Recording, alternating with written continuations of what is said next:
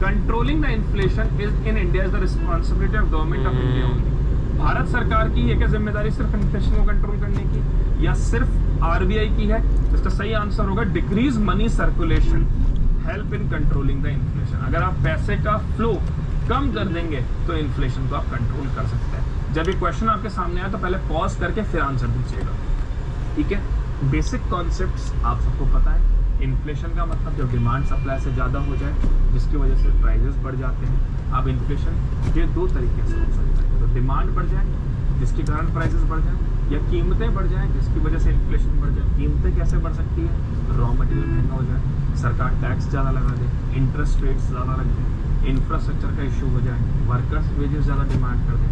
ये बेसिक है जिनसे इन्फ्लेशन बढ़ता है, ठीक है। उसके बाद में एक इम्पॉर्टेंट चीज़ यहाँ पे आती है जो है theory of Phillips. Phillips curve की जो थ्योरी है उसे हम यहाँ डिस्कस करेंगे। देखिए, फिलिप्स एक इकोनॉमिस्ट थे, उन्होंने एक थ्योरी दी। उन्होंने कहा कि इन्फ्लेशन और अनएम्प्लॉयमेंट में इनवर्स रिलेशन।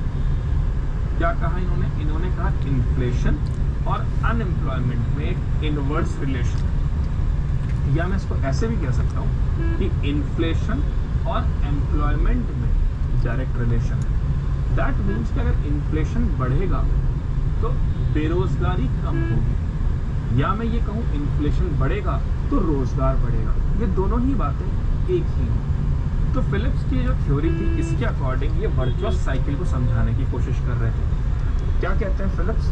फिलिप्स का ये कहना था कि अगर इकोनॉमी में डिमांड बढ़ रही है तो प्रोडक्शन बढ़ना तय है, और अगर प्रोडक्शन बढ़ रहा है तो एम्प्लॉयमेंट बढ़ना तय है, ठीक है। ये फिलिप्स का कहना था कि डिमांड बढ़ने से प्रोडक्शन बढ़ेगा और प्रोडक्शन बढ़ने से एम्प्लॉयमेंट बढ़ना तय है। This is the theory of Phillips. लेकिन फिलिप्स की जो थ्योरी है ये सिर्फ शॉर्ट रन में काम करती है, क्योंकि लॉन्ग रन में धीरे धीरे क्या होगा, ये थ्योरी गलत साबित हो जाएगी। कैसे, वो मैं आपको समझाता हूँ। देखिए, अगर मान लो मैं ये कहूँ कि डिमांड बढ़ रही है, या मैं कह रहा हूँ जिसके वजह से प्राइस बढ़ रही है। अब अगर प्राइस किसी चीज की बढ़ रही है, एक एग्जांपल से समझेंगे इसको। ये है रोहित। रोहित जो है वो 1 BHK में रहता है बॉम्बे में। मुंबई में 1 BHK में रहता है, और इसके अलावा इसका फूड का खर्चा है, ट्रैवलिंग का खर्चा है, इंटरनेट का खर्चा है। मतलब आप ये मानकर चलिए कि इसका टोटल जो खर्चा है ओवरऑल वो आता है कुछ 70,000 का, 70,000 का खर्चा आता है। अब क्या हुआ, इसके लैंडलॉर्ड ने थोड़ी सी प्राइसेस बढ़ा दी फ्लैट की, थोड़ा सा आसपास जो फ्रूट्स वेजिटेबल्स ये खाता था, दूध जो ये लेता था, उनकी प्राइसेस बढ़ गई। कॉम्यूटेशन थोड़ा सा महंगा हो गया, कैब या इसका जो ट्रैवल है वो थोड़ा सा बढ़ गया, जिसके कारण इसके जो एक्सपेंसेस थे वो 80,000 के हो गए। 70,000 रुपए का इसका एक्सपेंस था, और हम ये मान लेते हैं कि इसकी सैलरी 75,000। तो इसकी सेविंग कितनी है? इसकी सेविंग है 5,000। लेकिन अब क्या हुआ, इसके जो खर्चे थे वो 80,000 के हो गए, और तनख्वाह इसकी सेम रही 75,000। तो क्या करेगा ये अपने एम्प्लॉयर के पास जाएगा और बोलेगा सर मेरी तनख्वाह बढ़ा दीजिए। मान लेते हैं कि इसकी एम्प्लॉयर ने इसकी तनख्वाह कर दी 85,000। अब फिर सेविंग 5,000 की हो गई, खर्चे फिर बढ़ गए किसी कारणवश।